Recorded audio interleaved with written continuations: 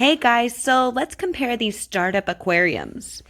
I really love the idea of getting one fish like a betta or a couple goldfish, just a couple small nano fish to start a tank. But which one do you choose? Well, if these still aren't the options for you, definitely check out my video. I also have a 10-gallon tank. So it really just depends what you're looking for. But let's compare these startup aquariums. Alright guys, so I went with a FreeSea small betta fish tank.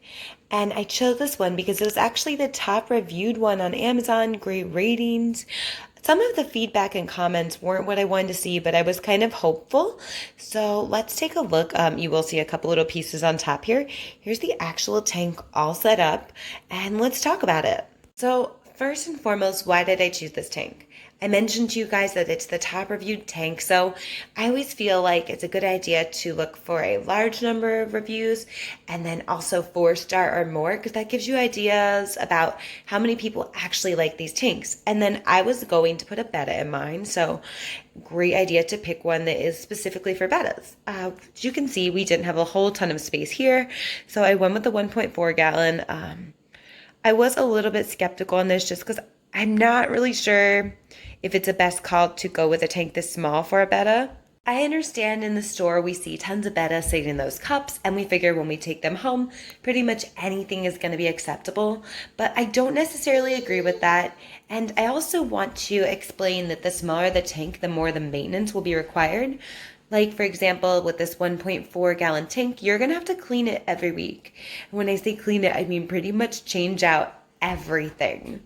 So on paper, this tank really appears to have mostly everything you need. I will tell you, you may want to get a heater. It depends on how you keep your house.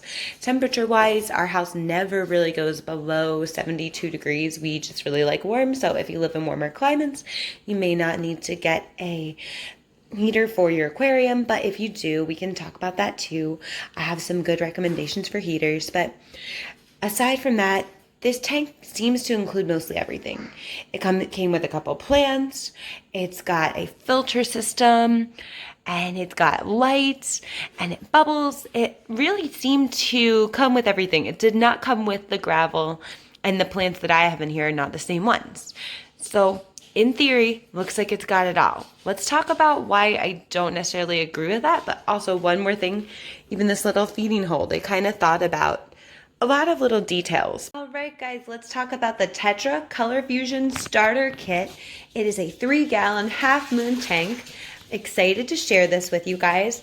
It comes with a ton of stuff, actually. It comes with this really awesome light. It is 5 different colors. You can see the lights actually are all separated and it kind of just rotates. It's really nice looking.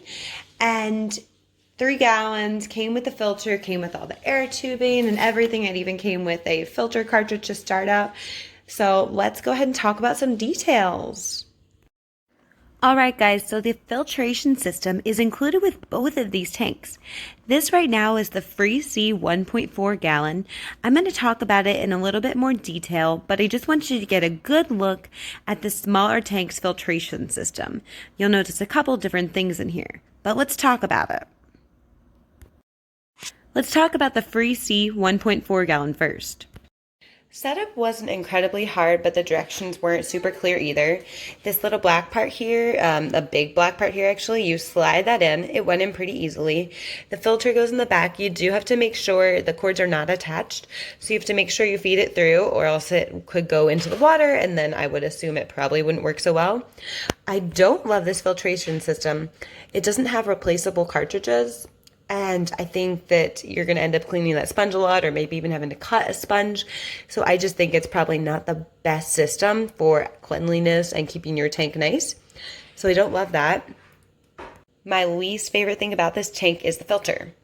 So we ended up having to put the rocks kind of slanted upwards to the right side because there's a bottom filter there, and it literally sucked my Betta's tail fins in there and kind of made it so it couldn't go anywhere else, and it was really frustrating for him and pretty dangerous. We had to shut the filter off and get more gravel so that we could make sure that he was safe in here. The top filter, we've been kind of filling it underneath because it will do the same thing and just kind of suck him up there. So my frustration here is, so because of that, it is a small tank. That top part there, he doesn't like to swim there. It's a lot on the filter again, and he really just has nowhere to go that he can feel safe and not feel like he's gonna get sucked in here or have too much water. It makes it really hard for him to swim around. Very rarely have I seen him go across the center. It's just, I think he's not very comfortable moving around in here, and with the limited space, that's definitely not an environment you want to create. It's gonna make him stressed out, make his metabolism slower, make him move less, and long term, it's gonna limit his lifespan. I do want to point out with this tank too, you can just see how hazy the water is after only a couple days of him being in here.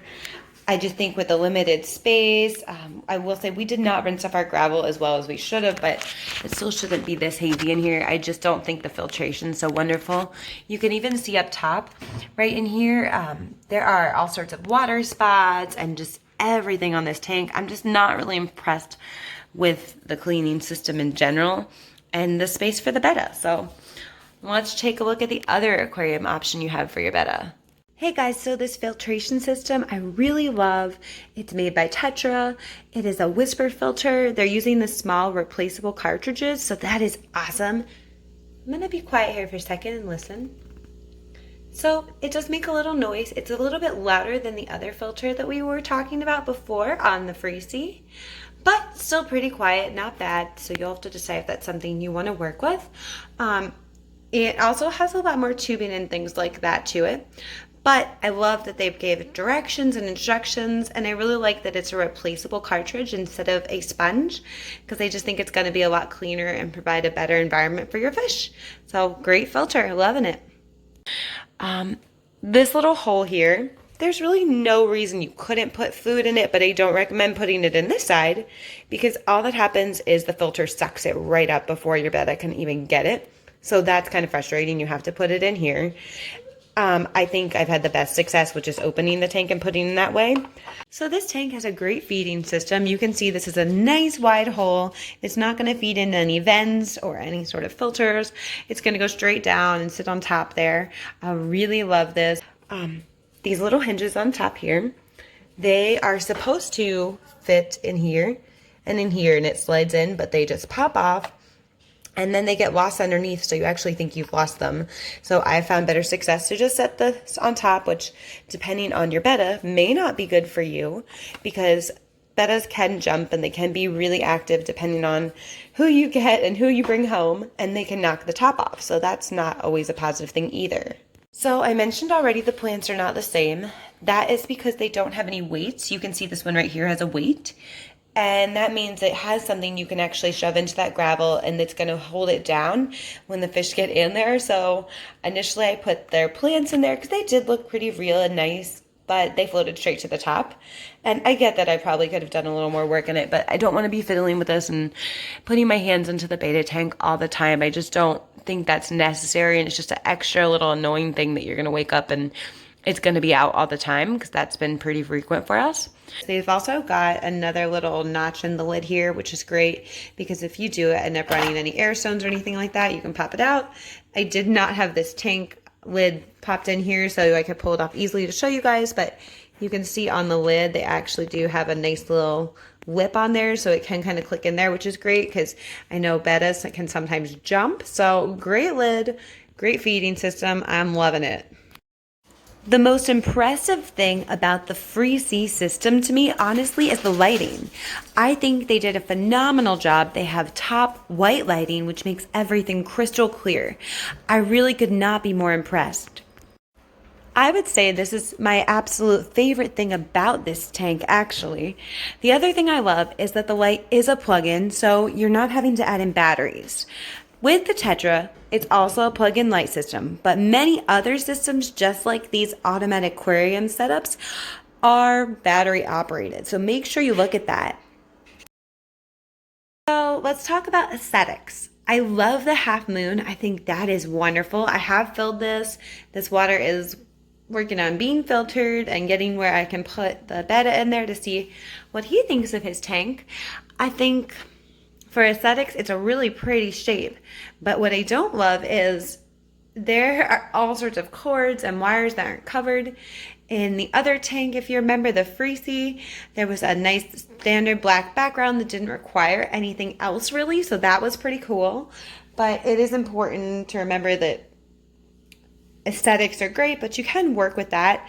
So I'm going to be doing some different things to kind of help cover this and see if that will help.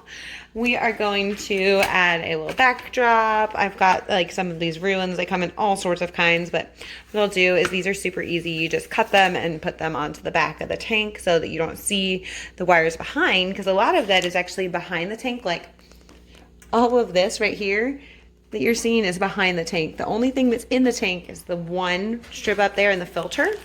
So what I'm going to do to cover up that filter is to get some bigger decorations, like bigger plants, or I could even use things like, if we're going with the ruins theme, I could put something like that in front of that to help cover. So you're looking for tall things. When you're looking for your decorations to cover, I encourage you to not just rely on thinking it looks tall, but actually measure your tank and see what size you need so that you're getting the right height. Like for this tank, we are looking at dimensions of 12.9 by 12.5 by 6.8. So you're probably going to want something that is 13 inches, and you can always cut the plants if they're not quite tall, or if they're too tall or sticking out the top. But I recommend getting a little bigger versus a little smaller, because sometimes things don't even come the right size. So that is my recommendation for aesthetics. Alright guys, one more note for aesthetics. Here are all the things that are on the back of the tank. You need 2 outlets for plug-in. You may want to get a power strip so that you don't end up having any sort of issues. But this big giant filter thing in the back, if cords and wires are not something you want to be dealing with to cover the back, then this is probably not the tank for you. But it does have a nice system for the fish, so kind of just depends what you're looking for. But that is a lot to cover up.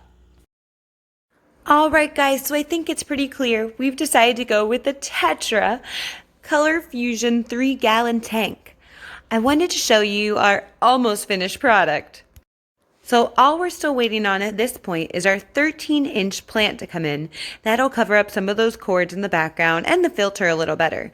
But overall, our betta seems really happy. In this tank, you could even add a bottom feeder. Something like a mystery snail would be a great choice. But I wouldn't go with any shrimp or cory catfish, because your betta might take advantage and attack them. So make good choices. And let me know if you have questions. I'm happy to help you find the right tank mates for your betta or your small fish in this 3-gallon aquarium. I'd also love to see your aquarium setups, so please comment down below and share what you decided to do. I can't wait to see them. I'll be putting together some new video series, Mrs. G Under the Sea. In these video series, I'll be talking about all kinds of things, like fish highlight videos, information about water, different bodies of water, how to help your child be involved, benefits of having an aquarium, how having an aquarium could even help a child with autism, or just help your child control their emotional regulation. I've got tons of great information. Let me know if you have questions or if there's something you'd like to see a video about specifically. Don't forget to subscribe. I'll see you soon.